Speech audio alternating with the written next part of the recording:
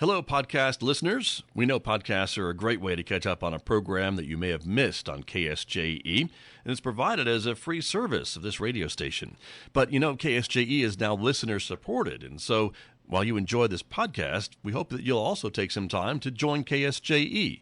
Become a member today. It's quite easy to do. Just go to our website at ksje.com/support and pick the level of support that best matches your budget. Thanks again for listening. Here's your podcast.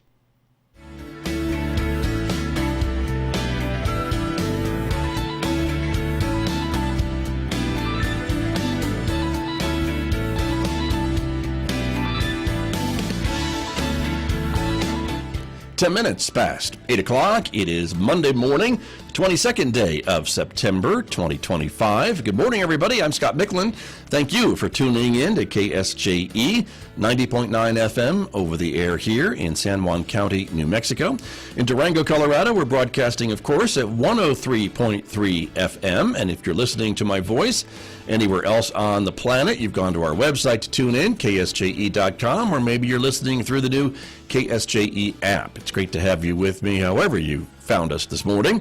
Welcome also to our viewers who are joining us. The video of this program streaming out live to the KSJE Facebook page and also to the KSJE YouTube channel. So welcome aboard, everyone. Glad that you are with me, because coming up this morning, a fascinating conversation with a colleague of mine here at San Juan College. Johnathan Fisher is a professor of English. He's done a lot of research on the use of AI, artificial intelligence, in education and higher education. How can students use it effectively and not cheat? How can teachers use it effectively in the classroom? That's the focus of our conversation this morning, which begins in the next few moments right here on KSJE. Then we'll continue our technology conversation at 8:50 a.m. It's our regular Monday Reboot segment coming up when we talk technology with my guest, Lewis Campbell. Stay tuned for that this hour as well.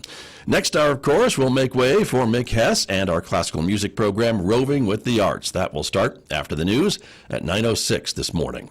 Don't forget, you can also connect with KSJE on other forms of social media in addition to Facebook and YouTube.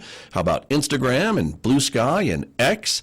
We hope you'll find us there and connect with us there as well. And the KSJE podcasts are growing. You can find us wherever you listen to podcasts.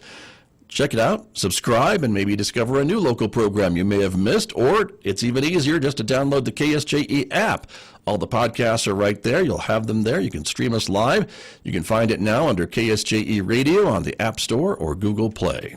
Outside our studios here at San Juan College, a cloudy Monday morning, a few sprinkles as I drove into the station this morning, 62 degrees at the moment. I don't think it's going to get much warmer than that. In fact, on this, first day of fall, 50% chance of showers in the forecast with mostly cloudy skies, the high of only 67 in Farmington today. Partly cloudy skies tonight, a low 54. Sunshine returns tomorrow with a high of 72 on Tuesday, 73 in sunshine on Wednesday, back up to near 77 on Thursday, and 78 degrees with partly sunny skies on Friday, but maybe a chance of a shower or two on Saturday.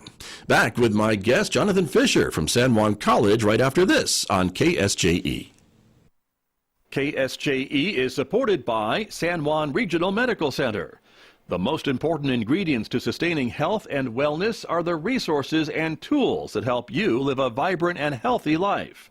At San Juan Regional Medical Center, the goal is to promote health by making sure those resources are available.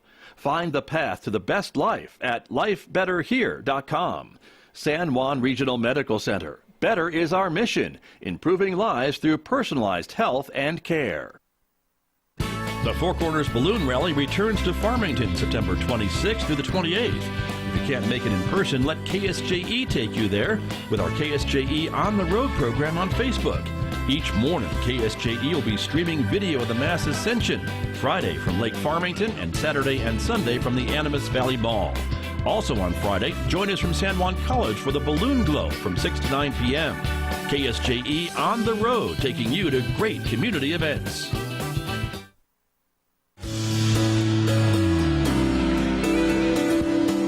Now back to Studio A and the award-winning Scott Michlin morning program on KSJE.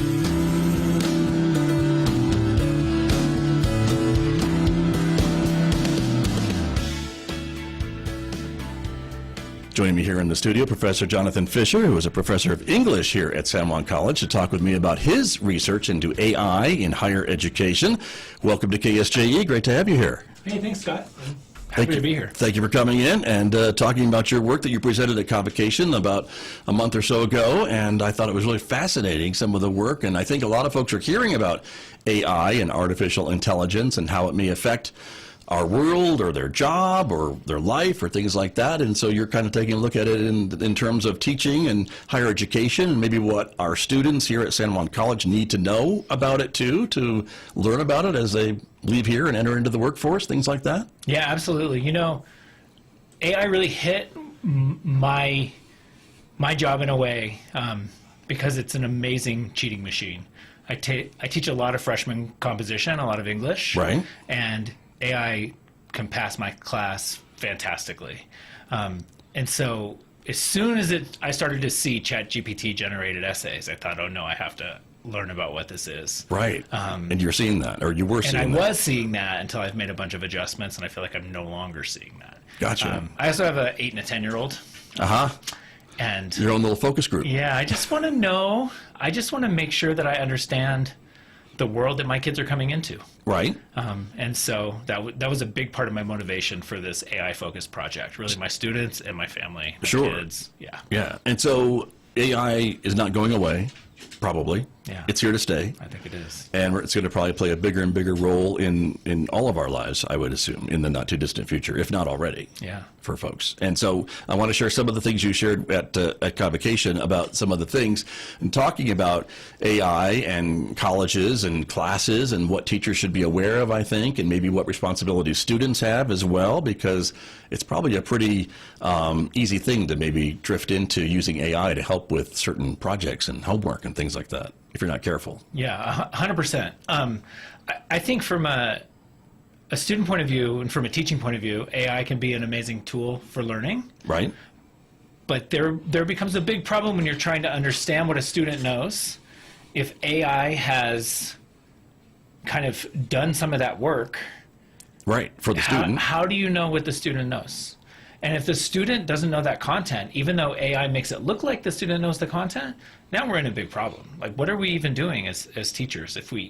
Like, one of the most essential parts of teaching is understanding what our students are learning from our lessons. Right. And if AI is getting in the way there, so we don't know what our students know, I don't even know if we're teaching anymore. So it's just critical for us to be able to both use AI as a tool for teaching, because it's an incredible tool for teaching. Right. Also, then we need to draw a line and say, okay, and now here's where I'm going to do some assessment that AI can't be involved in, where we're going to really know what these students know.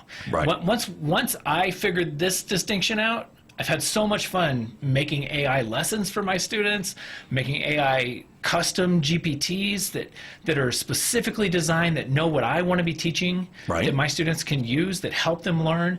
But then we have proctored exams, proctored timed writings, where no AI is allowed, no outside materials are allowed.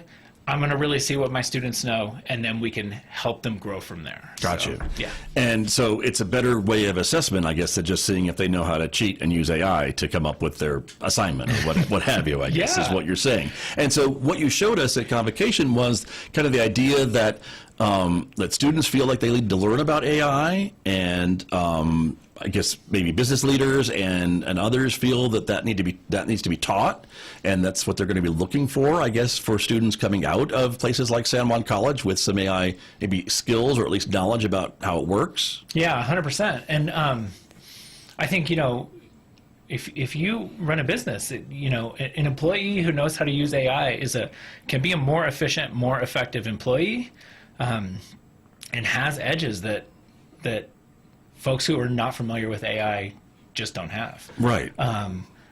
I think from my students' point of view, I teach one of the first classes students take at San Juan College, just a lot of freshman composition. Right. And my students, I have so many students who say, well, I've heard about this and I've never used it, and this is really amazing, or I've tried it only to cheat. It's so interesting how we're using it in this class to actually help us learn better.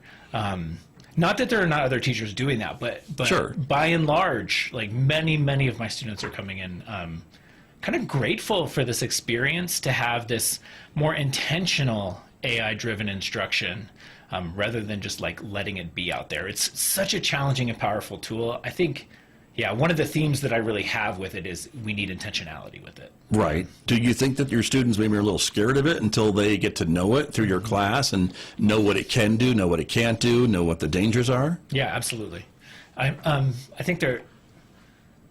think like so many people who haven't used it as a tool, I think it's just kind of this mysterious thing. It feels like this other thing. You know, my life has been pretty good without AI. Do I need to add this new crazy technology? Right. And then all of a sudden they get in and they start using it, and then they start seeing some applications for it where it can really be a useful tool in their lives. You know? Yeah. In some ways, I think what I'm doing with this presentation and with this project is like explaining the internet to people in 1996. Yeah, well, probably. If right? that makes sense, right? Sure. I think you know, in 10 years, this is all going to be really seamlessly integrated in everyone's lives, just like the internet is today. I can see that. Yeah. I can see that for sure. And I, as someone who's lived through that other time period as well, Yeah. I see exactly what you're talking about, because it's definitely changed.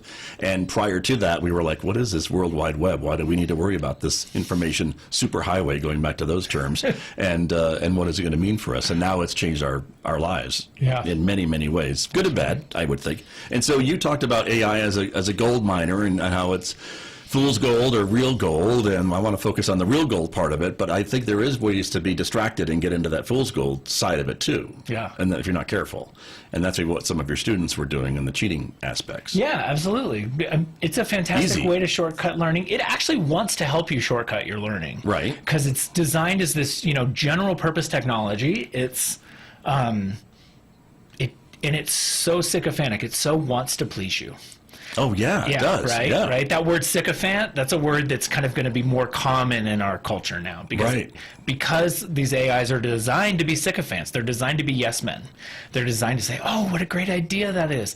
Oh, you would like help with your essay? Sure, here, let me write it all for you.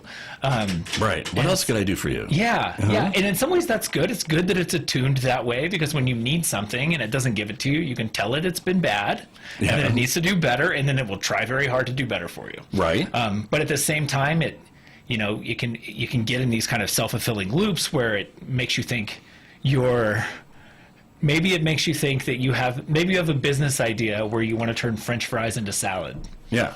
Right, so That's amazing. That sounds amazing, exactly. John. That's what you sound just like ChatGPT, right? Yeah. Right? But in real life, we all know this is a horrible idea, right? So the sycophancy thing can be a problem. It can cause a lot of fool's gold. The other fool's gold, too, is, you know, sometimes I'll be working on it, trying to have AI help me with a project. I'll spend, 10 minutes in the AI. I won't get what I want. After 10 minutes. Then I'm like, oh man, I should have just written this myself and I'd be done. Right. Right. And so part of my advice is just everyone needs to play with it, just to start to learn what its capabilities are. I agree.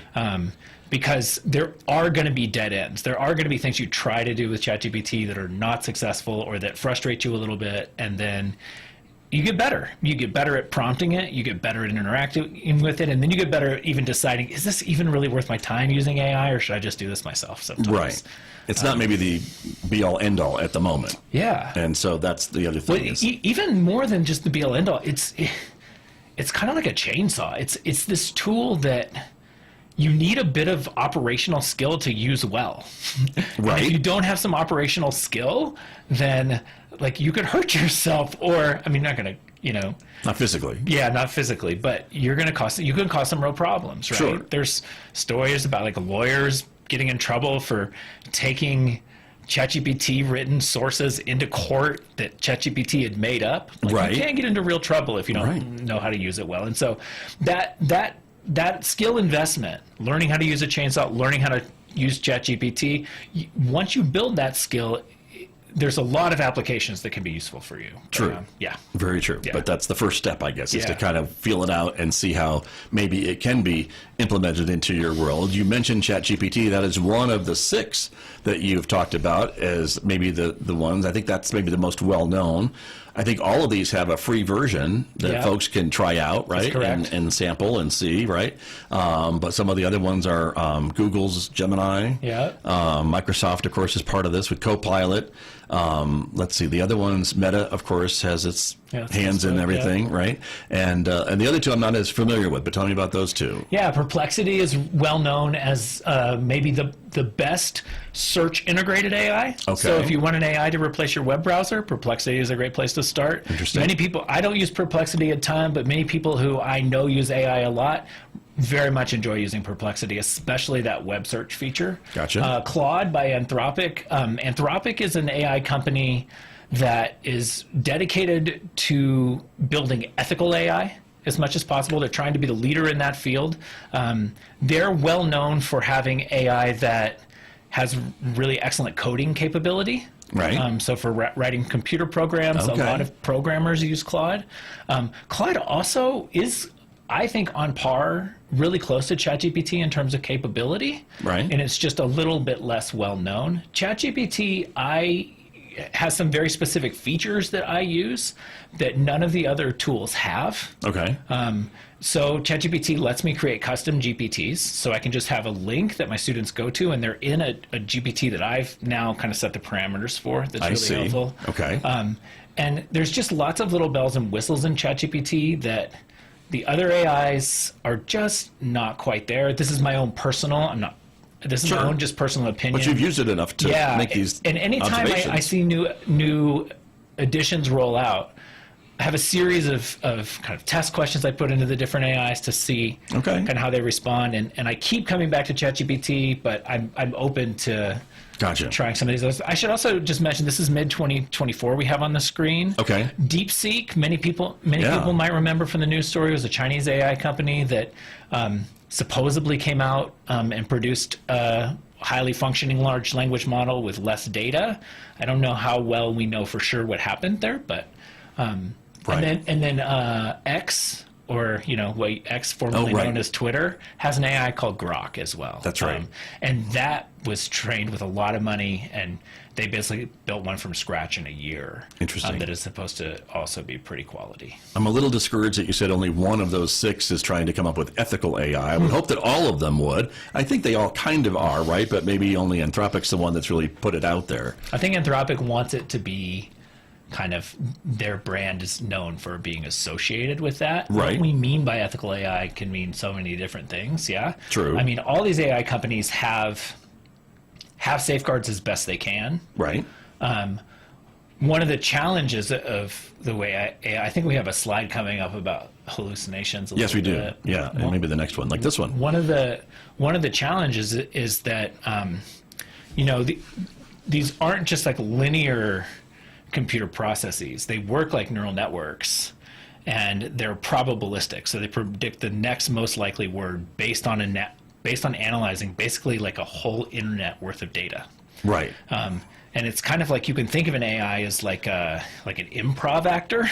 Okay. Who just doesn't know anything but just knows language patterns. So imagine, if you have some mental health challenges and your improv actor is really sycophantic, that could take you in some pretty dark directions pretty quickly. Right. And it has. Right. But when those the AI companies are trying to see that, they're trying to go into their models and make sure there's safeguards. So if somebody brings up something serious about mental health, the models are supposed to be prompting the user to, please go seek mental health counseling, call a suicide hotline, those kind of things are supposed to be embedded.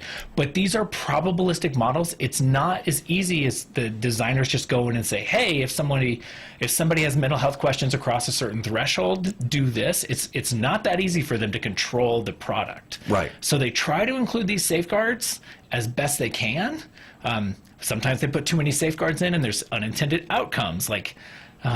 So I think there's definitely, these companies are in a tricky spot where they have this art of fine-tuning and finessing their AI, and I think they're all trying to deliver the most functional, most useful AIs they can for the user, right? Because that's kind of the race they're in with the other companies. Sure.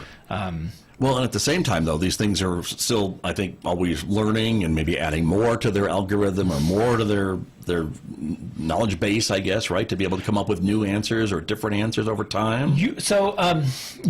when an AI model is released, that's usually a finished product. It's done. It's not growing. So I see. Right. Some AI models can use user input to train future models, but that would be for future models. I gotcha. Okay. Usually those models are pretty close to finished. The companies might still be tweaking them on the back end. Right. But when GPT-5 is released, that's kind of what you get. That's kind of the It's baked in. GPT-5 model. Yeah. Got it. Okay. They can, however, search the internet. Right. So if you And there's new things on the internet all the time. Yeah. So if you just ask it to just check instead of asking it to give you the information, if you just ask it, hey, go check the internet and get me this information, then you can get more current and updated information. Okay. Yeah. Interesting. And these hallucinations, that's the term that we use when AI comes back with maybe stuff that's not completely true or altogether true or what have you. Is that the idea? Yeah. I tell my students several times a semester that ChatGPT is a dirty liar. Right. And it's just my way of trying to help them understand that ChatGPT is in fact a dirty liar. Okay. I had a student just ask ChatGPT with some help with some MLA formatting, just for the parenthetical citation. There's some weird rules about where the parentheses go, where the period go, where the quotation marks go. Any English teacher worth their salt would know that, of right? Course, right? Yeah, exactly. I hope everyone's not turning off the podcast now, though. But it fixed the parenthetical citation and it rewrote the quote. Oh. And the student didn't notice that it rewrote the quote. Whoops. And then I talked to the student and said, why are you using ChatGPT to come up with quotes? And then the student had to go back through the student realized that without asking, ChatGPT just rewrote the quote for him when all the student asked for was to change the parenthetical citation. So, I mean, I think it's a really nice example of how, like, these large language models can be very unpredictable. Right. And, ChatGPT is a dirty liar. Thought it was being helpful. Yeah. Probably, yeah, right? Yeah, it must have thought, this quote can be better said. Yeah, I can write this better. So, interesting. Exactly. Some other slides that I wanted to share, too. These are some quotes from folks who were doing a study with Carnegie Mellon and Microsoft about AI and things like that, right, and what they were finding out about the work that they were doing. Yeah. The results from this study showed up in like clickbait articles that said, atrophied and unprepared your brain on AI. Okay. Okay. But what the study actually found was that about 2/3 of people were using AI in kind of a lazy way. And so those folks were said to have high confidence in AI. And so that showed that they had less critical thinking. Right. They weren't thinking. They just said, the AI is so smart, I'm just going to use it, and then I'm done. Whatever it said gives me, I'm going to use. Okay. They did find about 2/3 of AI users were using it in this lazier way. Okay. We probably want no one using AI in this lazier way, right? Yeah. Right. But about 1/3 of people in this study were able to really kind of carefully use AI. This quote is useful. It says it shifts from information gathering to information verification, from problem solving to AI response integration. Right, so the AI gives you back a response, and now you're thinking, okay, what parts of this response do I want? What parts do I not want? How do I use this? And then from task execution to task stewardship. So now, instead of doing the task all by myself, I'm kind of working with this partner to facilitate moving the process along, not just by myself, but now with my AI coworker almost. Exactly. Yeah. And making it better, hopefully, the final product is the idea, right? Or getting it done faster, or both. Right, right. And this one, higher confidence in AI, again, it spits things back out. It's very friendly, and it's very, it's a very nice personality in the machine, but is it accurate? Is it the correct stuff that I asked for? Yeah, and this was just showing a lot of users. These are real quotes from users, right?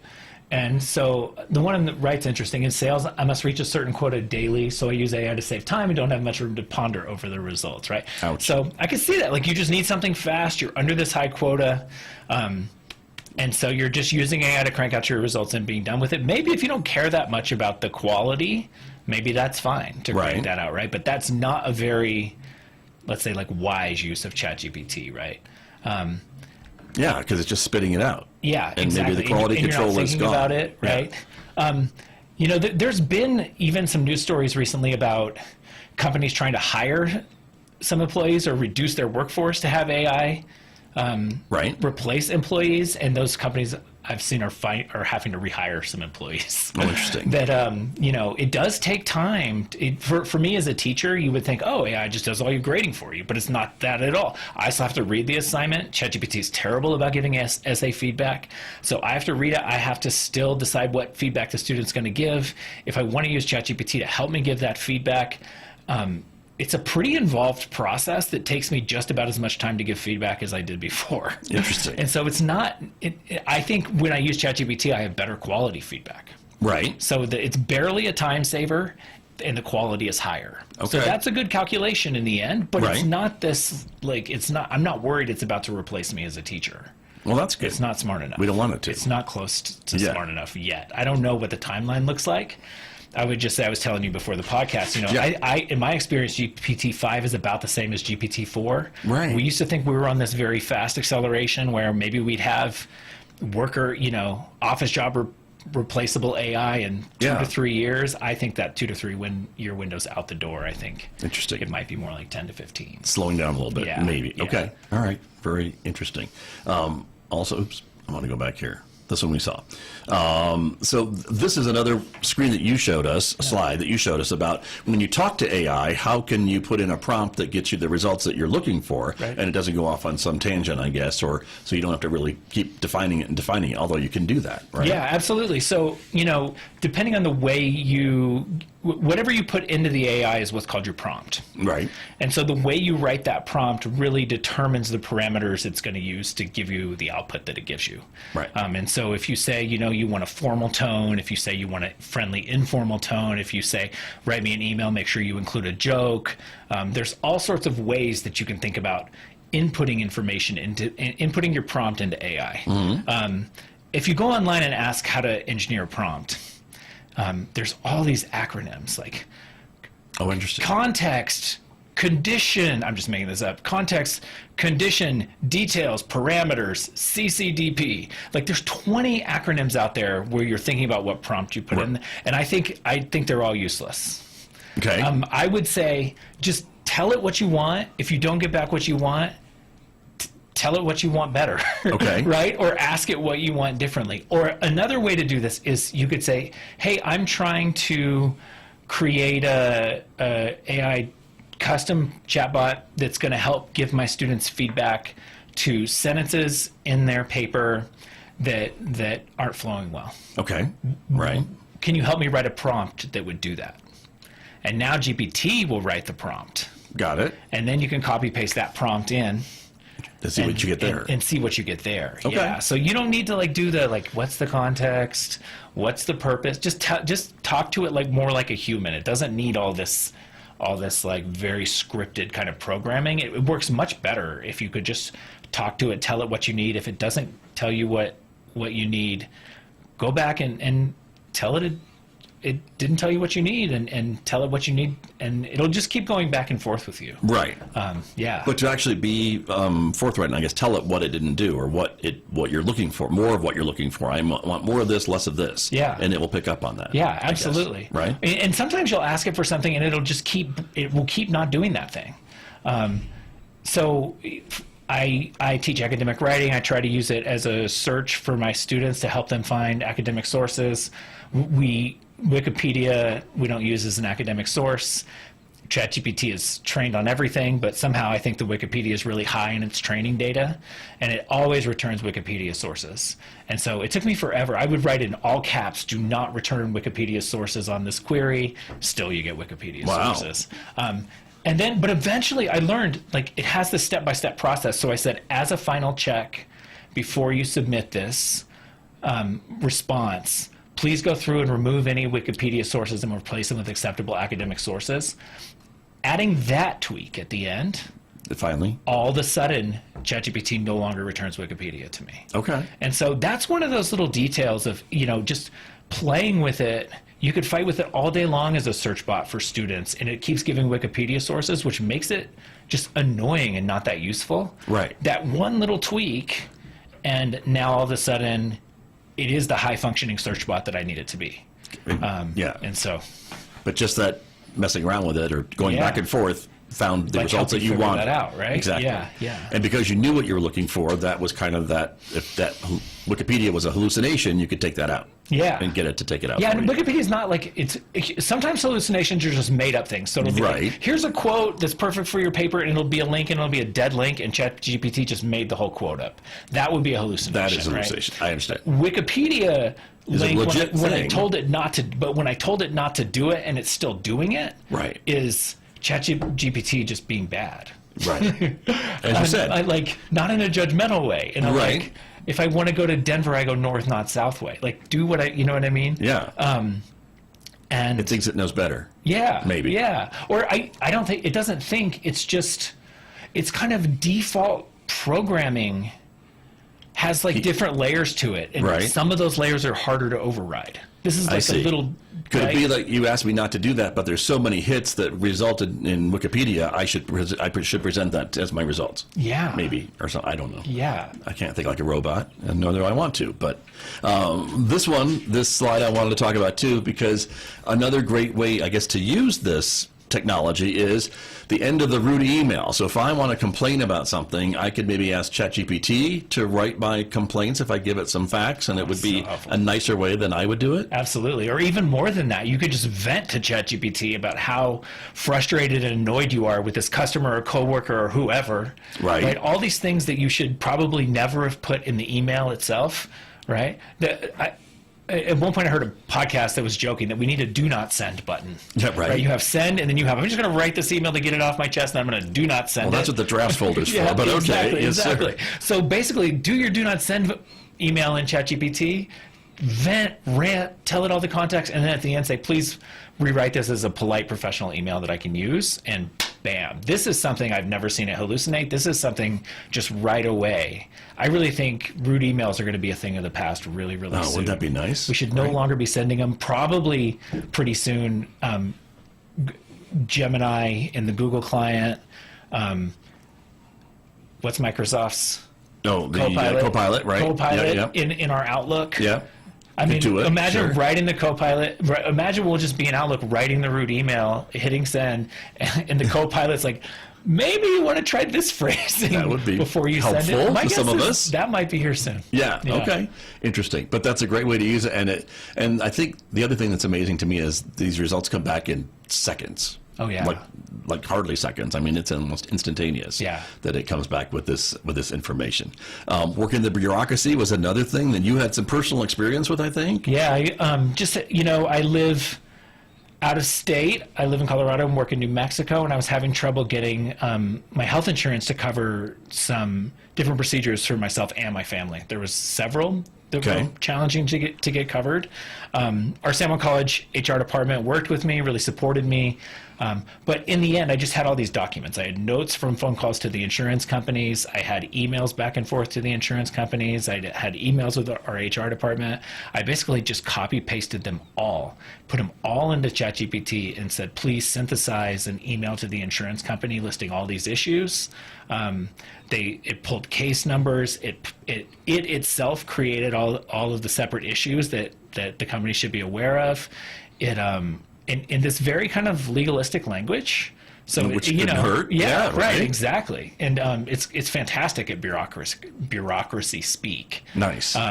And using this ChatGPT, honestly, it sent an email that might have taken me 8 hours to write. It was very complicated and just Yeah, synthesizing right. so many different difficult issues, and it took me less than an hour.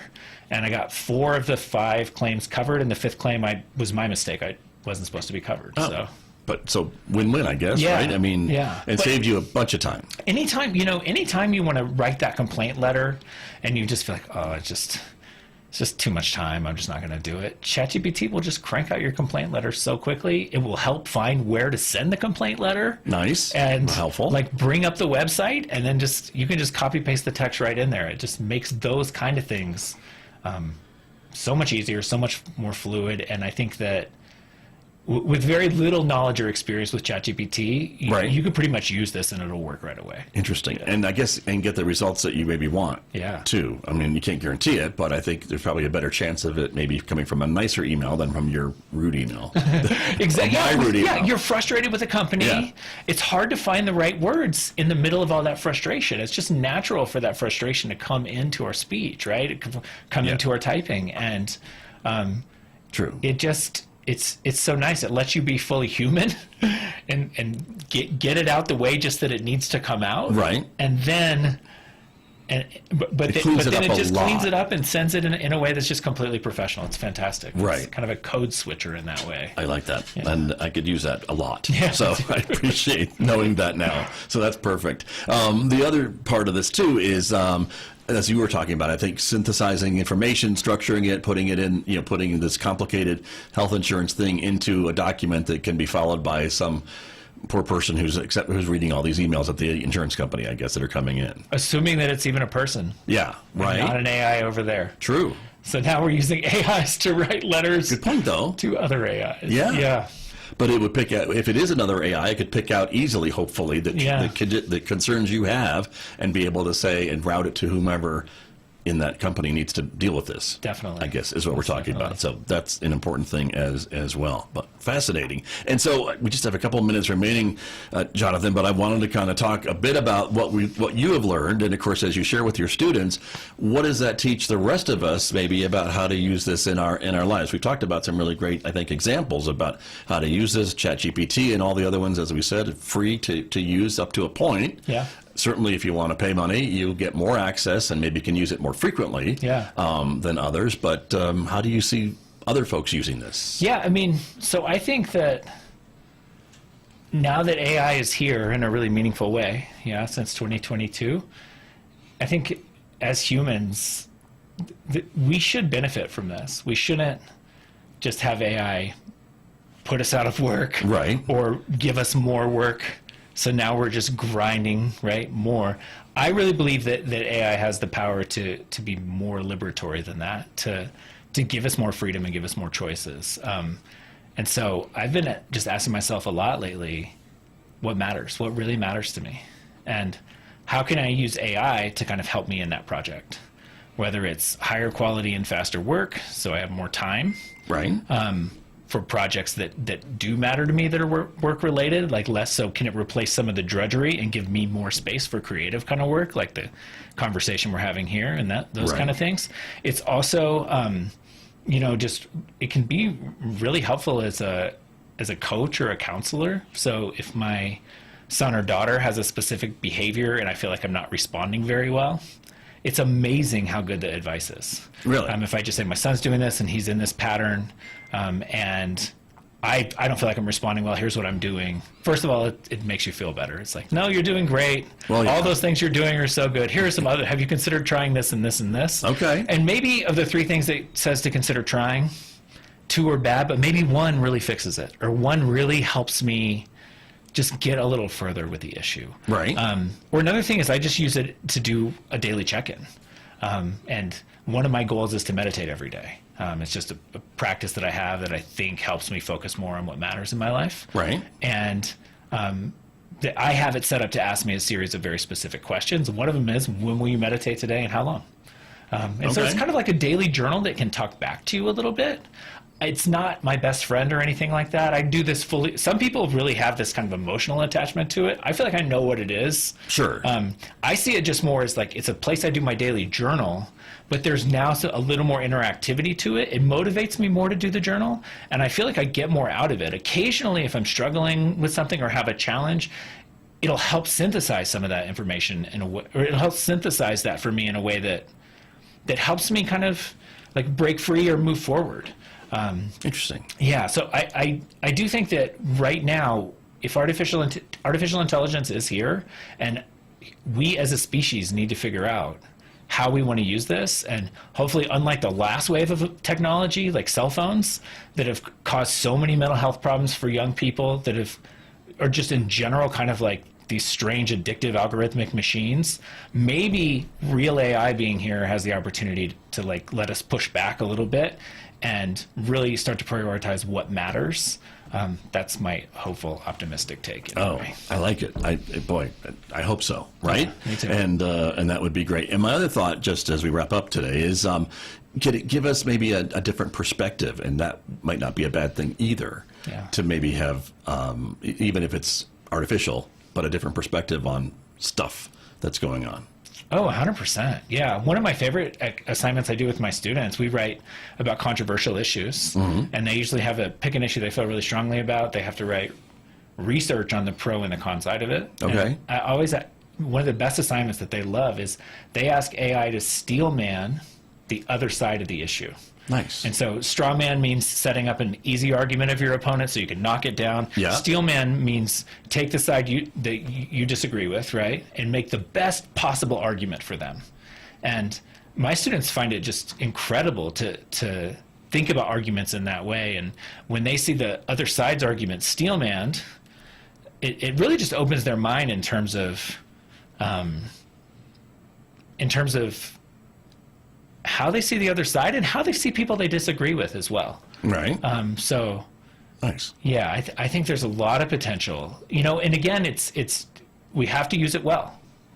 If we're using AI well, it can open doors. It can make our work better. It can make us get our work done faster. It can help us focus on what matters. It can give us more empathy. All these things are possibilities, depending on how we're using it. True. And so, yeah, I'll just go back to I think we need to take a long, hard look as a species at what really matters to us, and try to, like each of us individually, need to pursue that as much as possible, so that we have a chance in this crazy future that I think we're going into, to have it still be one that is maintains important human values. I like that, and I think that's a great way to end our conversation, because it's a great way to think about it, and like anything, it comes with great responsibility, I think, too. So that's an important thing as well. And to point out as well, Professor Fisher, you have been honored by San Juan College, I think, for your work with this. They've given you a distinguished teaching chair to be working on some of this other research with AI in higher education. So congratulations to you for that. Thank you. And thank you for your time today. It's been fascinating. Thanks, Scott. It's been a pleasure. Always fun talking with you. Yeah. Professor Johnathan Fisher, Professor of English here at San Juan College, my guest on KSJE. Did you enjoy that podcast? We hope that you did. And if you did, share it with your friends. And if you really want to keep podcasts like this coming, please support KSJE. You can do it easily online at ksje.com.